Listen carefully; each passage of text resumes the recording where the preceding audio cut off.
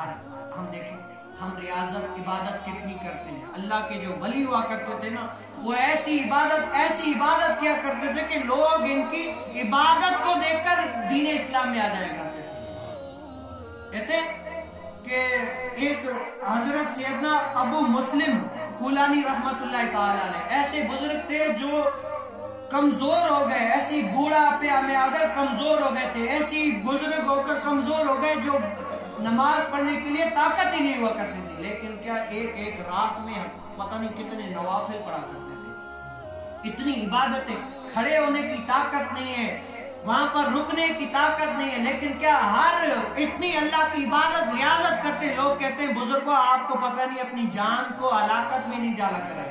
کیا کرے؟ اللہ کی عبادت کرتے ہیں آپ کی جان بھی جا سکتی ہے. آپ کچھ کم عبادت کریں, اللہ کی جوانی سے عبادت کرتے آئے, آپ کچھ کم کر دیں, اپنی صحت کا بھی خیال کریں. وہ کہتی ہیں جان تو ویسی بھی جائے گی, اچھا نہیں ہے یہاں پر جائے.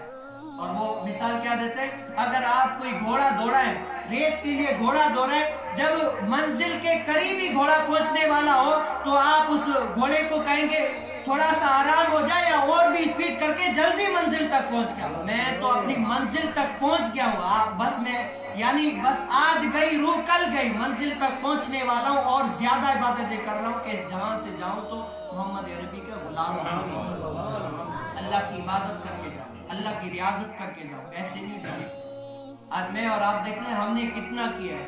آج اتنے سارے ہیں لیکن کیا ہم میں سے نماز کی یہ وہ دعوت کون دیتا ہے؟ بتاؤ. میں اکثر مرتبہ کہا ہے, صرف یہ مولویوں کا کام نہیں ہے کہ صرف مولوی عبادت کی نماز کی دعوت دے, نہیں, بلکہ کیا ہر شخص ہر مسلمان کی اس کے طاقت کے مطابق دینا ضروری ہے, دینا ضروری ہے. آج اگر دنیاوی کام ہوتا ہے نا ہمارا, ہم اس سے کیسی بھی طرح سے نکلوا لیتے ہیں, بھائی یہ کرو ہو جائے. لیکن کیا آخرت کے لیے ہم نے اس کو فائدہ کتنا دیا ہے؟